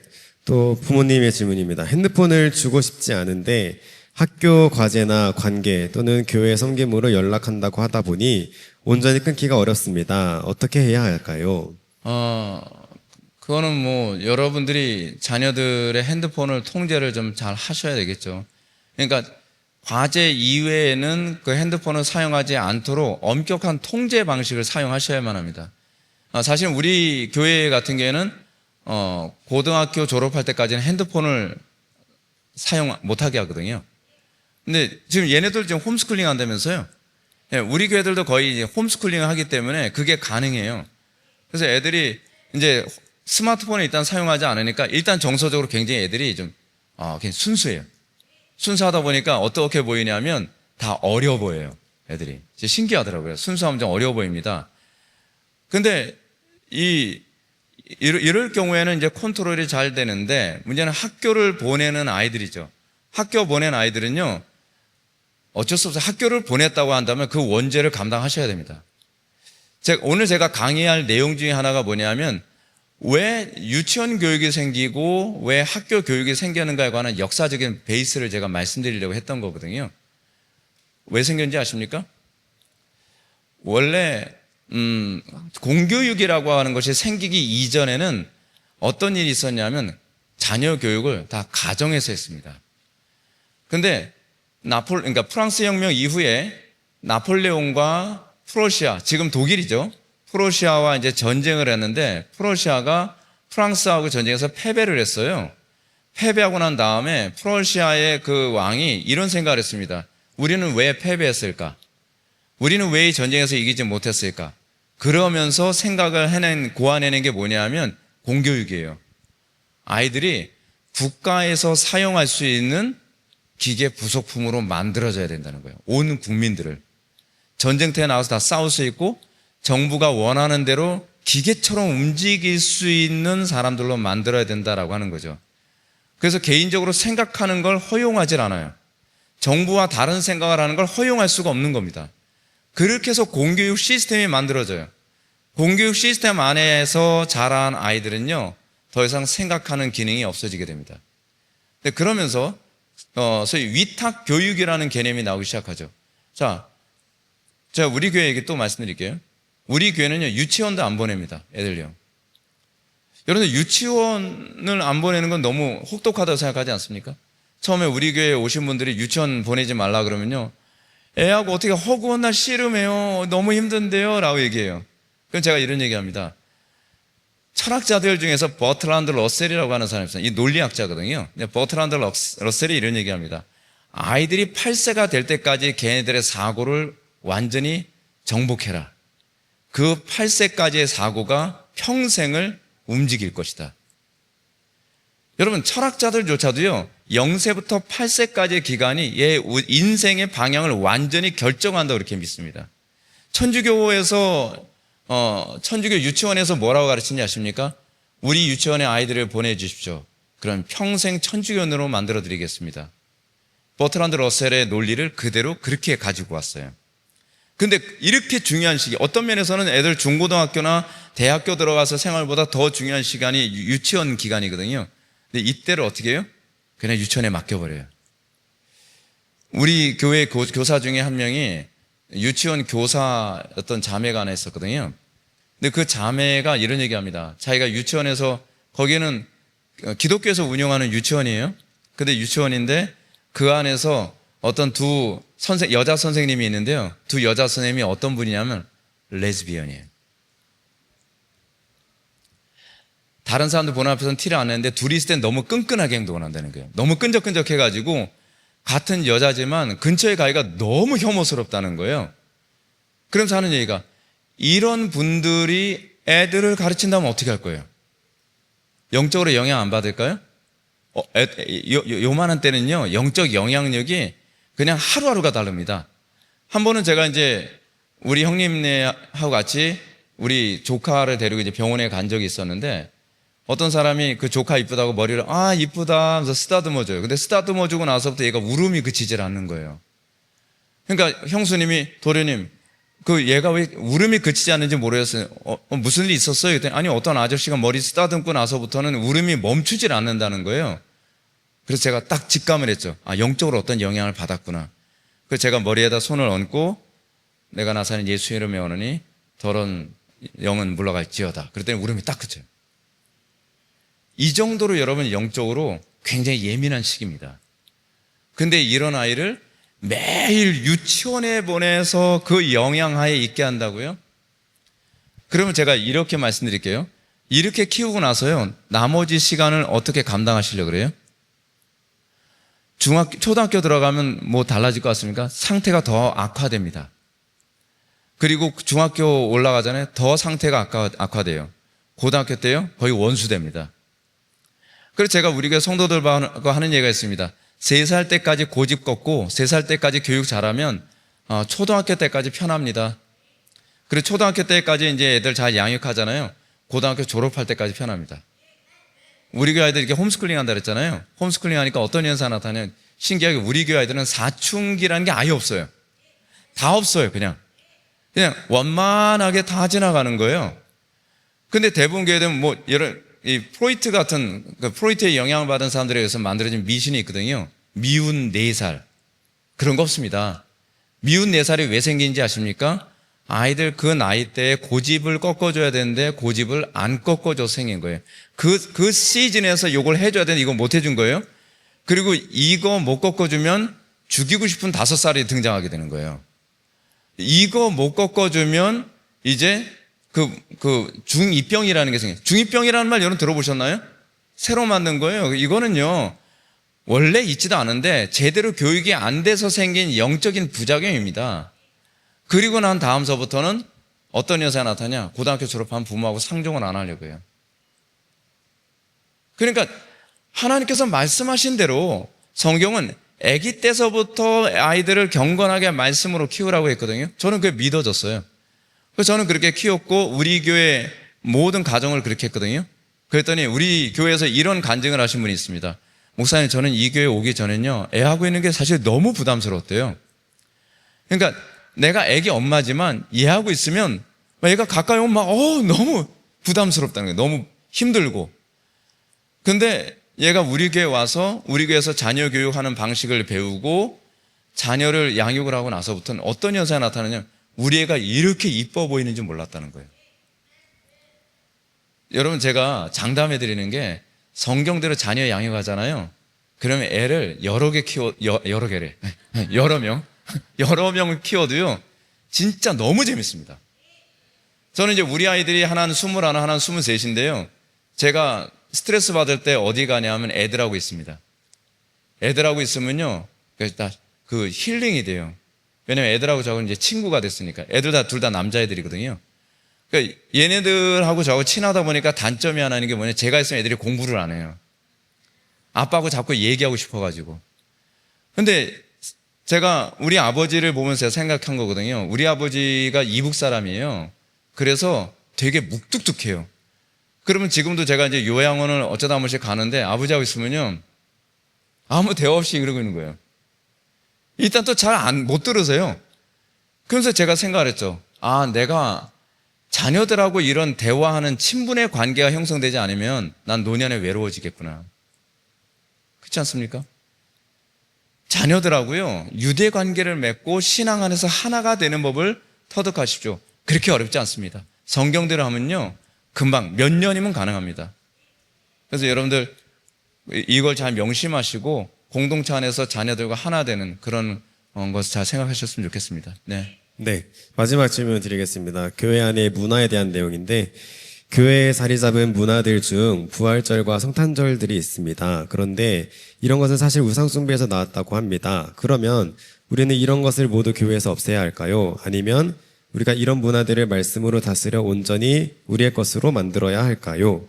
라는 질문입니다. 예, 사실 이 부분 좀 조심스러운 얘기입니다. 제가 장로교 목사다 보니까, 그리고 이 교회 담임 목사님께서 교회 안에는 절기를 어떻게 이해하고 계신지가 저하고 이제 신학적 입장이 좀 다르세요.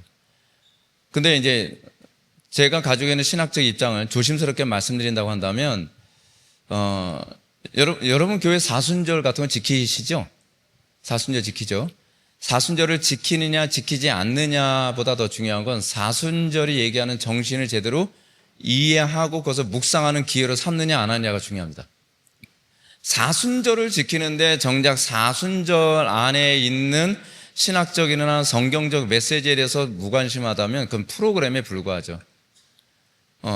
로이드 존스, 청교도들 같은 경우 또는 종교개혁자들은요, 성탄절 지키는 것도 반대했습니다. 근데 우리 교회는 성탄절 지킵니다. 추수감사절도 지킵니다.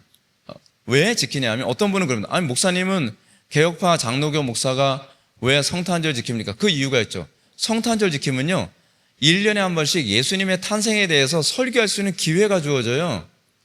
근데 이렇게 좋은 기회를 왜 포기합니까? 그렇지 않아요? 그리고 예를 들어서 추수감사절 같은 경우에는요, 1년 동안 추수감사절이라는 절기를 율법적으로 지키는 것이 아니라 1년에 한 번씩 하나님께서 우리에게 베풀어 주신 은혜를 감사하고 되돌아볼 수 있는 기회가 주어지는 건데, 이렇게 좋은 기회를 왜 포기하냔 말이에요. 그러니까 여러분들이 이렇게 이해하시면 좋아요. 교회에서 우리 교회는 이미 끝났다고 생각하는데 왜 사순절 같은 거 지키고 이렇게 하는가, 그렇게 생각하지 마시고요. 중요한 건 그 절기를 통해서 복음을 더 깊이 있게 이해할 수 있는 기회가 된다면 오히려 더 좋은 겁니다. 근데 문제는 절기 자체를 율법적으로 추구한다면 그것은 유익이 되지가 않습니다. 이게 좀 유연하게 그렇게 바라볼 수 있으면 좋을 거라고 생각이 듭니다. 네. 그 외에 혹시 여러분들 궁금한 거 있으면 질문 한번 하셔도 좋습니다. 질문 없으시면, 자, 지금 시간이 3시 8분이거든요. 3시 8분이니까 제가 자녀 양육과 관련해서 제가 몇 가지만 좀 팁을 좀 제가 말씀드리는 시간을 갖도록 하겠습니다.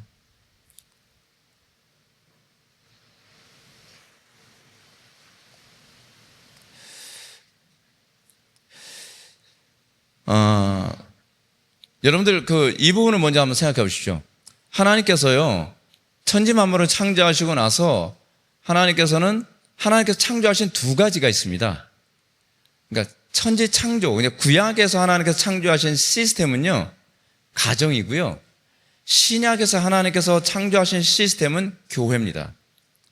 여러분, 이거 자연스러운 것 같죠? 자연스럽지 않습니다. 여러분, 남녀가 있다고 해서 무조건 가정을 만들 것 같습니까? 서로 사랑한다고 해서 가정을 만들 것 같습니까?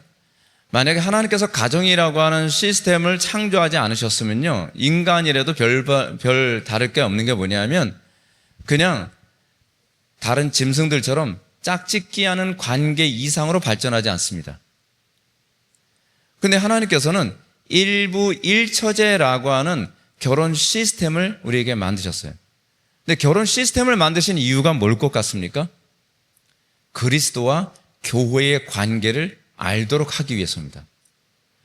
그러니까 여러분들 결혼해 보신 분들은 다 아시겠지만 결혼 생활 유지하는 거 진짜 엄청 힘듭니다. 엄청 힘들어요. 그럼 우린 그러잖아요.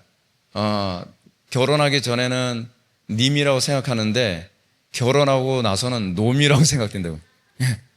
이 인간을 내가 왜 만났나?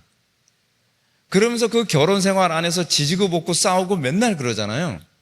근데 우리가 그 안에서 뭘 발견하냐 하면 자기 부인을 발견하게 돼요. 그러니까 우리는 자꾸 어떤 걸 좋은 결혼 생활이라고 얘기하냐면 나하고 잘 맞는 사람하고 서로 충돌 없이 사는 게 좋은 거라고 생각하잖아요. 근데 나하고 잘 맞으면 뭐가 문제가 되냐면 내가 뭐가 문제인지가 잘 안 보여요. 그래서 서로가 부딪히고 충돌을 일으키는 가운데에 날마다 하나님께 기도하는 거죠.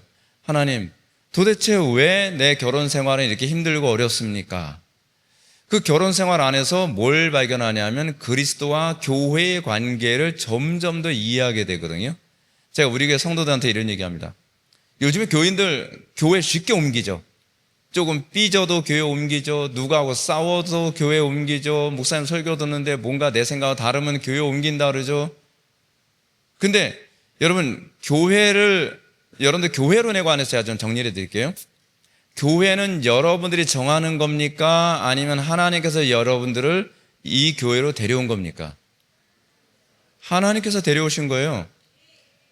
우리는 구원받을 때도요, 하나님께서 나를 선택한 것이지 내가 여러 신들 중에서 마음에 들어서 하나님 마음에 드는데 나 하나님 내가 믿을게. 그걸 우리는 뭐라 하냐? 그게 우상숭배의 전형적 방식이에요.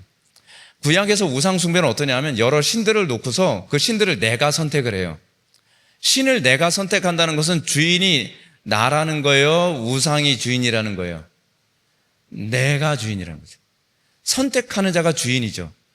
예를 들어서 노예를 쭉 세워놓고 나서 주인이 노예를 선택하지 노예가 난 당신 싫어. 난 저 사람. 그러지 않는단 말이에요.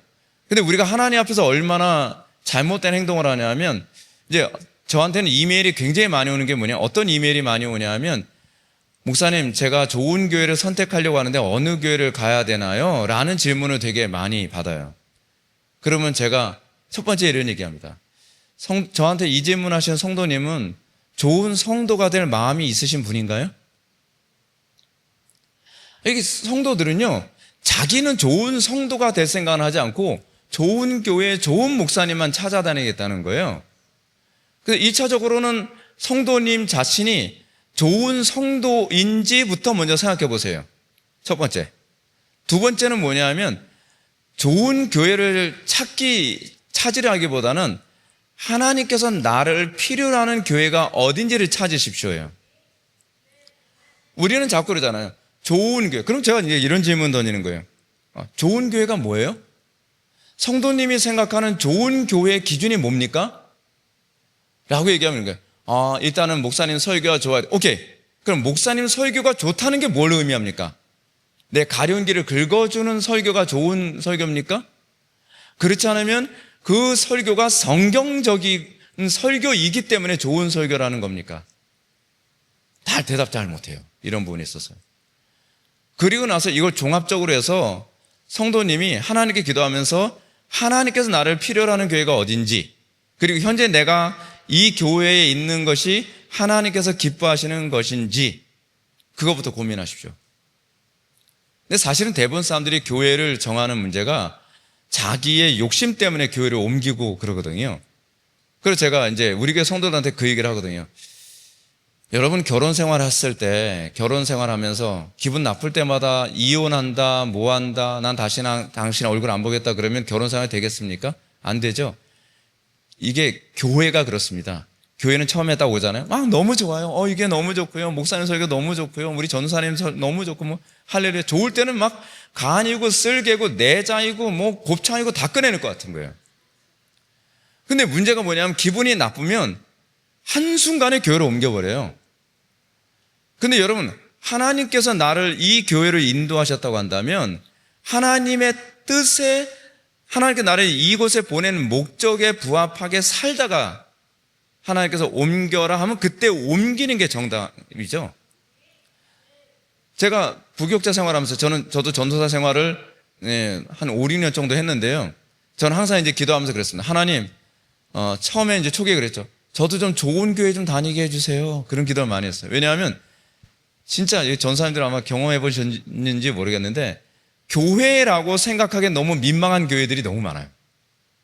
근데 그런 교회를 하나님께서 보내시면 굉장히 진짜 여기를 하나님께서 보내신 걸까? 하나님께서 보내신 걸까? 근데 하나님께서 계속 기도를 하면 하나님께서 저한테 이렇게 알려주시는 게 있거든요. 뭐라고 알려주시냐면 우연은 없어. 내가 너를 거기를 보냈다고 한다면 왜 내가 너를 거기에 보냈을까를 고민해라. 그러면 저는 그 교회에서요, 제가 할 수 있는 모든 선한 영향력을 끼치기 위해서 다 애를 씁니다. 그러다가 하나님께서 됐다, 수고했다, 이제 교회로 옮겨라. 그 과정을 거치면서 교회로 옮기게 되는 거예요. 그러면서 제가요, 목회적 노하우를 굉장히 많이 터득했어요. 진짜 많이 터득했습니다. 제가 만약에 어려움을 극복하지 않았다고 한다면 전 목회적 노하우 별로 없었을 거예요. 힘들면 옮기고, 마음에 안 들면 옮기고, 충돌이 일어나면 옮기고. 근데 그게 아니라 어려워도 극복하고, 힘들어도 극복하고, 그 관계에서 정답을 찾고 이것이 지금 저의 목회의 노하우로 다 축적이 된 거거든요. 그러니까 여러분들도 교회 안에서 다른 성도들과 갈등이 일어나고 때로는 담임 목사님하고 갈등이 일어날 수도 있고요. 또는 부교육자 분들하고 갈등이 일어날 수 있는데 그 갈등을 통해서 하나님께서 나에게 뭘 보여주길 원하시는지, 그리고 이 교회에서 내가 어떤 역할을 하기를 원하시는지 여러분 고민할 수 있어야만 합니다. 자녀 양육과 관련해서 우리가 생각해야 될 것이 그래서 교회죠. 교회는 신약에서 하나님께서 창조하신 또 다른 시스템입니다. 여러분, 예수 믿는다고 해서 교회가 되지는 않습니다. 예수를 믿어도요, 이 시스템은 하나님께서 창조해 주셨기 때문에 교회가 됩니다. 제가 아주 흥미로운 얘기를 해드릴게요. 제가 감리교회에 와서 제가 이런 말씀 드리는 게 좀 죄송하지만, 여러분, 국가 시스템은요, 사실 교회 시스템입니다. 민주주의 시스템이요. 알고 계십니까? 이게 엄청 놀랍습니다. 혹시 여러분들 그라운드 C라고 아시나요? 그라운드 C가 우리 교회 집사입니다. 예. 그 양반이 우리 교회 와서 이제 질문을 하는 게 그거였어요. 목사님, 국가의 시스템과 교회 시스템이 어떻게 연결되나요? 라고 이런 질문을 해요. 그래서 제가 얘기해 드릴게요. 여러분, 우리나라에서 국가 시스템을 보게 되면은요, 사실 국회의원과 대통령 뭐 이렇게 돼 있잖아요. 그래서 삼권 분립으로 돼 있습니다.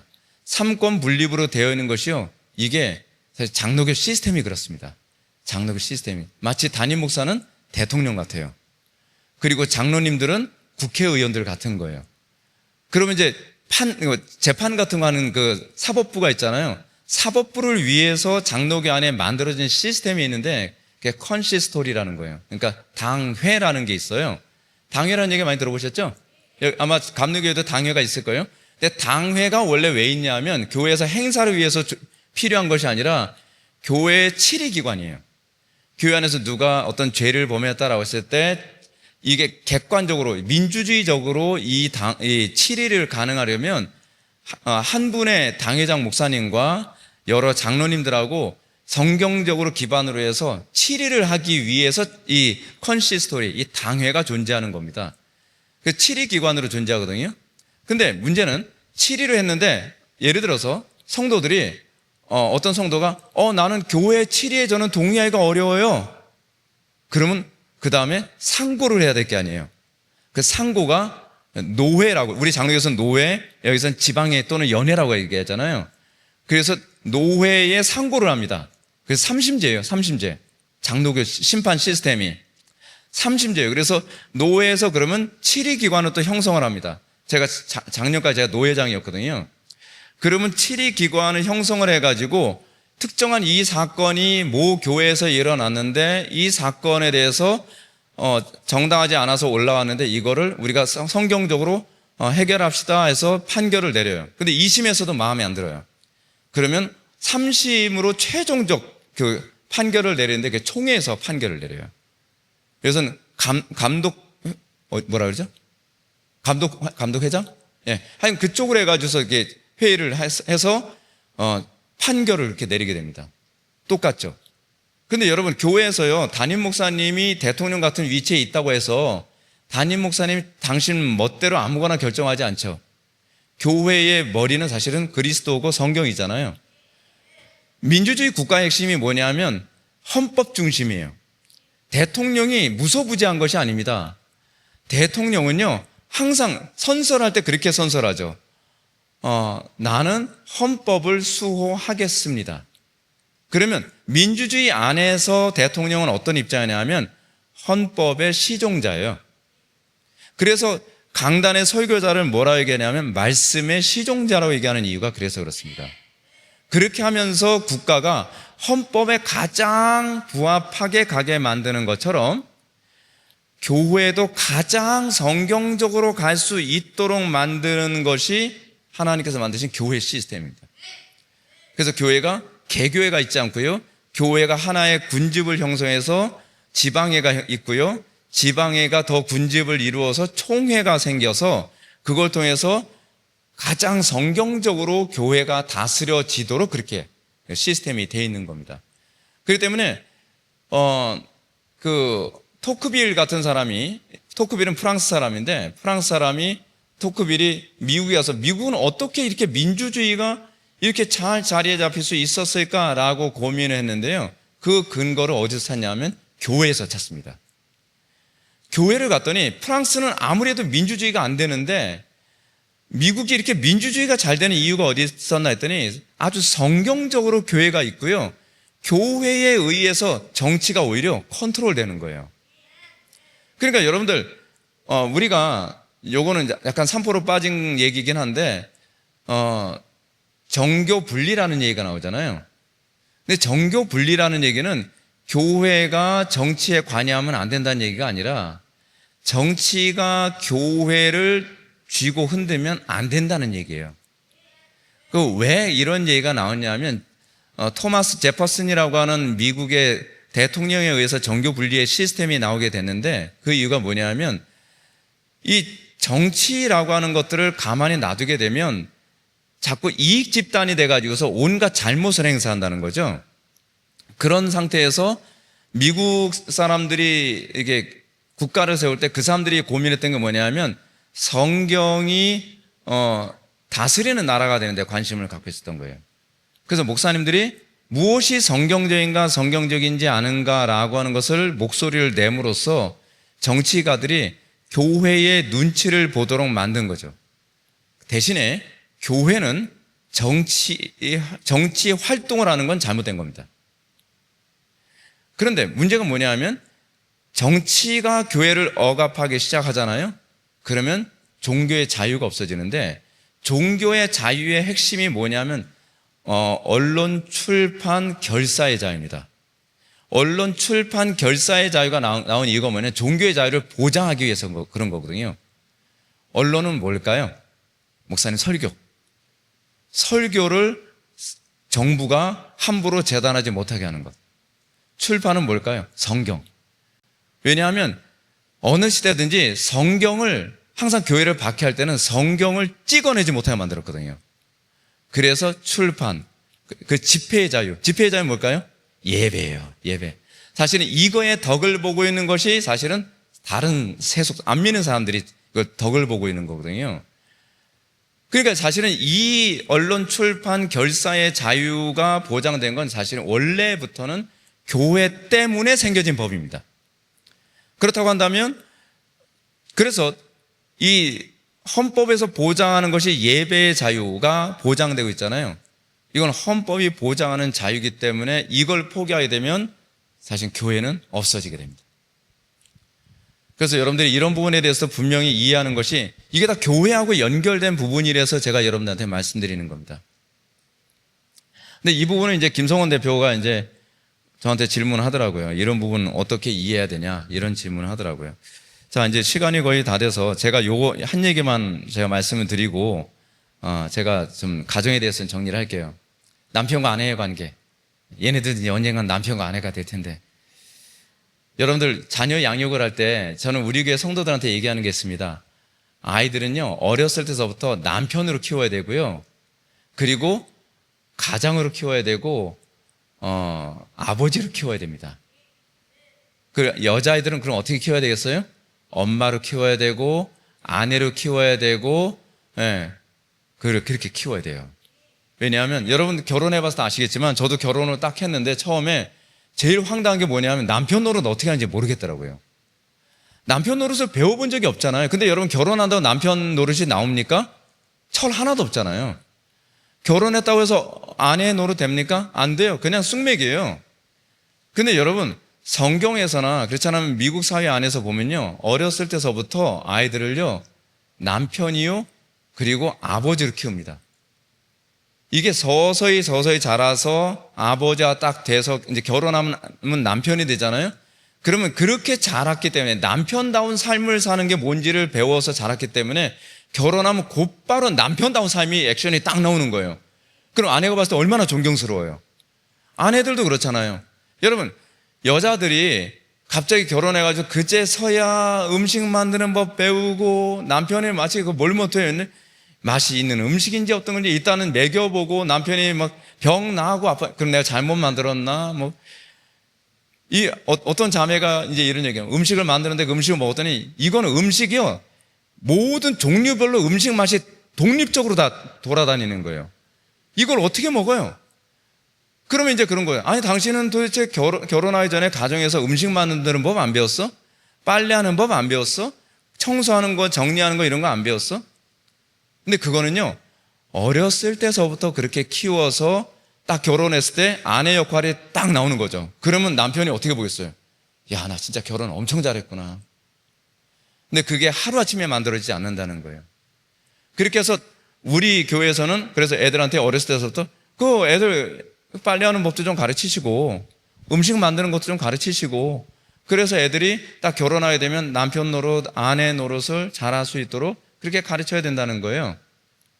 근데 그 다음에 그럼 남편과 아내와의 관계는 어떤 관계가 되는가?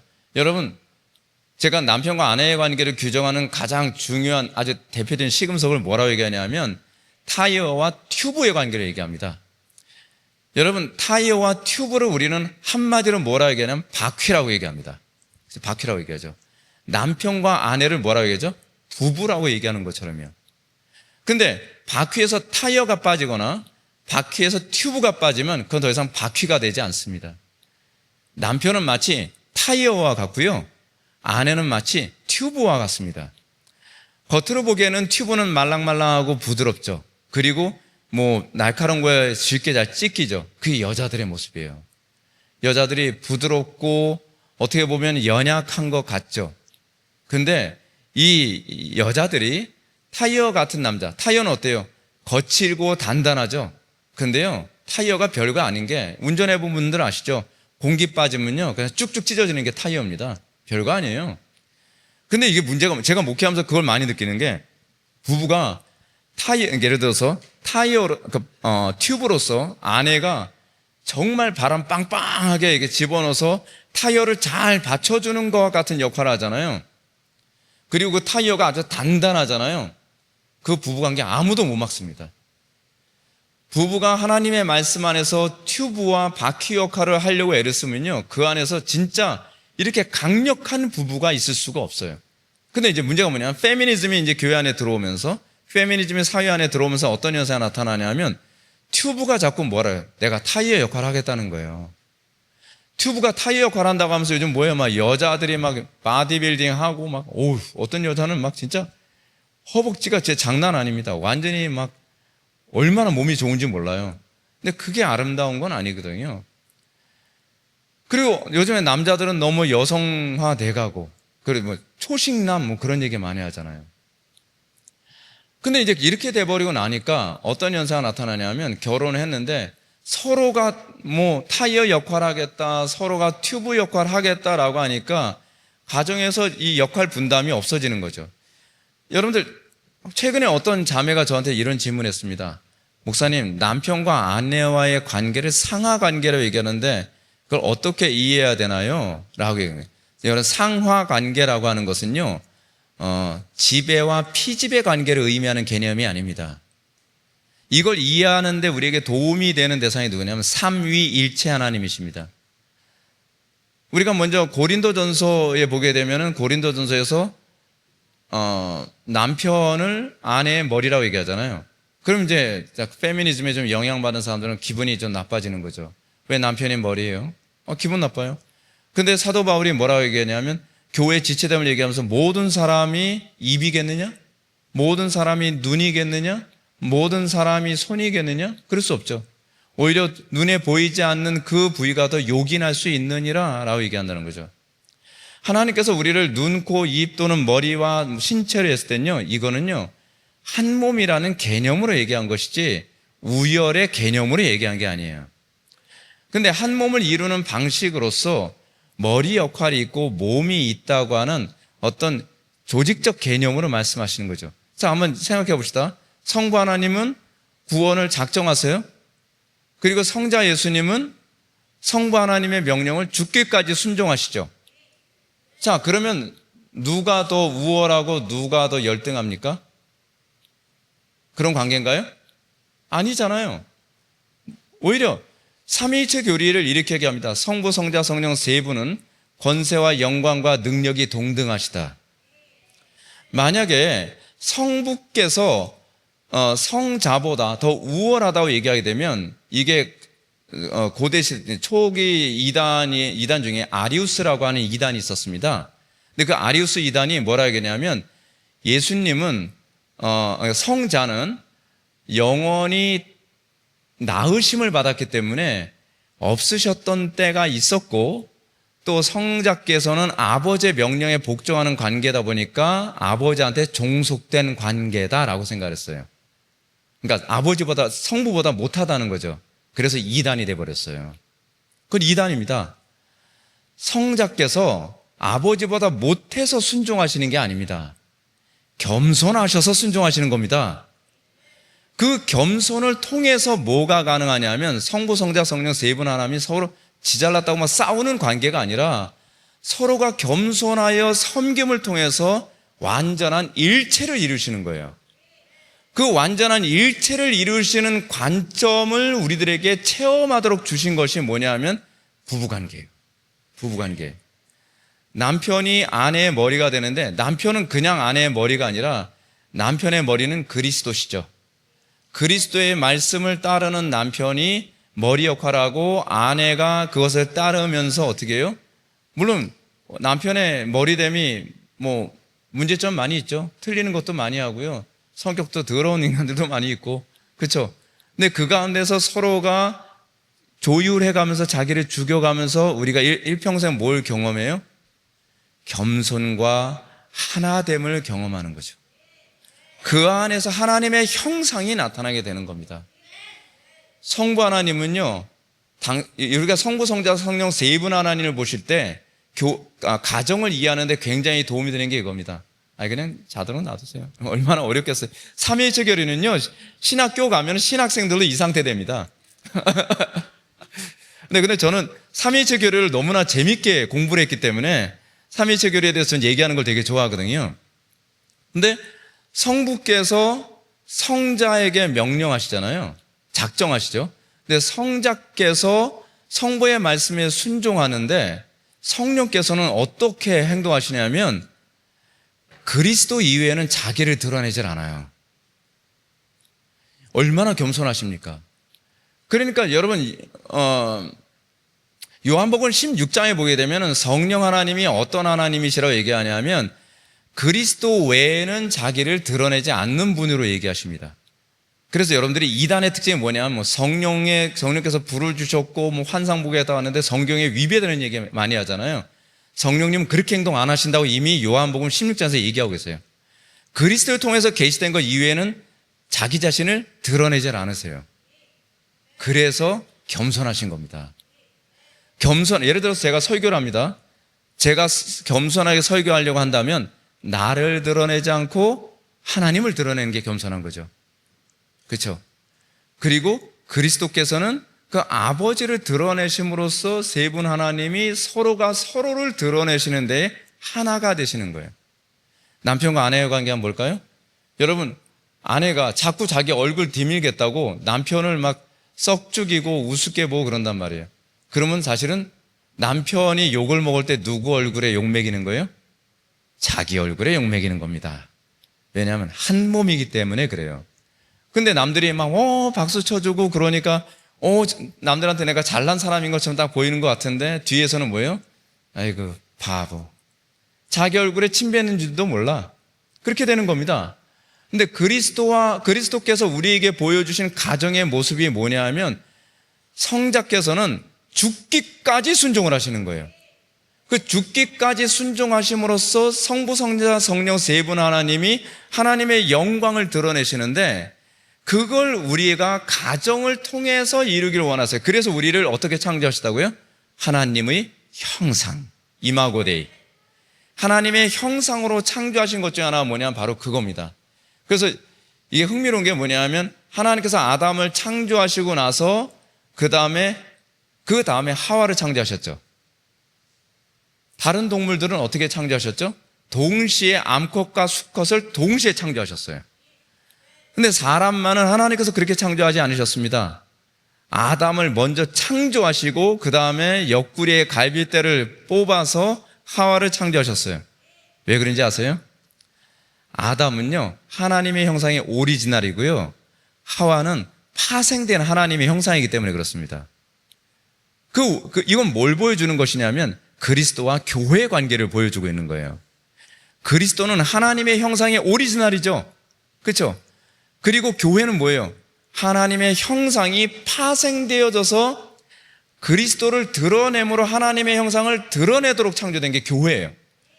그래서 우리 아내된 여자들이 불편하더라도 남편과의 관계 안에서 남편이 하나님의 형상의 오리지널이라고 하는 것을 염두에 두고 아내의 역할을 어떻게 할 것인가를 고민해야만 합니다. 왜 이게 중요한지는 결론적으로 요 얘기만 하고 제가 마치겠습니다. 동성애자들이요 100% 아버지하고 관계가 안 좋습니다. 이거는 통계에서 나온 얘기예요. 제가 남자 동성애자들, 여자 동성애자들 다 만나봤거든요. 그 사람들을 다 뭐냐, 엄마하고 관계 좋은 애들은 많아요. 근데 아버지하고 관계가 깨진 아이들은 100%예요. 100%. 그럼 우리 그러죠. 아니, 어머니를 통해서도 하나님의 영광을 볼 수 있는 것 아닌가요? 그렇죠. 근데 여러분 어때요? 파생된 영광을 보는 게 더 선명합니까? 아니면 실제의 형상을 보는 것이 더 영광스럽고 선명합니까? 실제잖아요. 하나님께서 그렇게 정하셨어요. 남편의 모습 안에. 그래서 재밌는 게 제가 우리 아이들 태어나서 키울 때 거의 제가 키우다시피 했습니다. 그 이유가 뭐냐면 그래서 아이들이요, 이게 재밌는 게, 애들이 중학교 됐을 때도요, 아빠 손잡고 다니는 걸 이렇게 좋아했어요. 중학생 애들이요. 그리고 얘네도 고등학교 들어가서도요, 얘들아, 아빠 오늘 니네들하고 같이 자도 될까? 그러면 애들이 좋아서 난리예요. 그러면 우리 집사람이 서운해 하더라도 애들하고 같이 잠잘 때가 되게 많았어요. 애들하고 같이 손잡고, 밤새도록 막 옛날 얘기 해주고, 그러면 애들은 아빠가 자기와 같이 잠자기를 정말 원하거든요. 근데 그 이유가 뭐냐면 아빠하고 관계가 좋은 아이들이 탈선하는 경우가 거의 없어요. 근데 대부분 우리나라 구조가 어떠냐면 아빠들이 직장 생활하면서 가정에 거의 신경을 못 쓰잖아요. 그러다 보니까 아이들이 정서적으로 굉장히 어려운 거죠. 근데 신기한 게 이렇습니다. 딸들도 아빠를 통해서 하나님의 영광을 보고요, 아들도 아빠를 통해서 하나님의 영광을 봐요. 그 이유가 뭔지 아십니까? 엄마는 그러니까 남자에게서 나오는 하나님의 형상의 일부분이지만 남편은 엄마와 아빠 양쪽에 하나님의 형상 전체를 다 가지고 있기 때문에 그렇습니다. 그래서 이렇게 보게 되면은요, 교회 구조를 이렇게 봅니다. 우리가 하나님을 아버지라 부르지 하나님을 어머니라 하지 않습니다. 다 남성성의 명사를 사용하고 있어요. 하나님 아버지죠. 그리스도는 아들이시죠. 그러면 이제 여러분들이 이제 질문, 그럼 엄마는 어디 있나요? 엄마는 어디 있을까요? 교회입니다. 교회는, 그 칼빈은 뭐라 했냐면 교회는 성도의 어머니라고 얘기하는 거예요. 그래서 아버지와 어머니가 그리스도와 교회의 관계 안에서 성도들이 보살핌을 받으며 건강하게 자라는 겁니다. 그래서 여러분들 남편을 위해서 기도 많이 하시고요. 남편이 비록 신앙이 좀 약간 좀 불만스럽더라도 남편의 권위를 세워주시고, 우리 교회 안에서도 이제 그런 케이스가 있는데 남편하고 맨날 싸우고 그런 관계 안에서도 남편의 권위를 세워주고 남편과 어떤 그런 관계를 잘 맺으니까 남편이 이런 얘기하는 거예요. 나도 교회 한번 가볼까? 당신 교회 다니더니 뭔가 좀 달라졌네? 그러면서 그 관계, 질서적인 관계가 채워지면서 가정이 회복되어지고 아이들의 정서도 정상화되어지는 경우가 굉장히 많습니다. 그래서 여러분들, 사도 바울은 고린도전서 에베소서 5장에서 그리스도와 교회의 관계를, 남편과 아내의 관계를 그리스도와 교회의 관계로 설정해서 얘기하면서 이것은 비밀이라고 얘기합니다. 이 비밀이 크도다라고 얘기합니다. 가정 안에서 여러분들의 자녀들이 정말 건강하게 바르게 크길 원한다고 한다면 여러분들이 우선순위로 해야 될 건 부부관계입니다. 남편과 아내의 관계, 하나님의 말씀 안에서 잘 세팅하시고, 그리고 아이들을 남편으로서, 아내로서, 또 아버지로서, 어머니로서 이렇게 양육을 해서 이 아이들이 정말 건강한 다음 세대를 만들어내는 데 귀하게 쓰임받는 놀라운 역사 있기를 주님의 이름으로 축원합니다.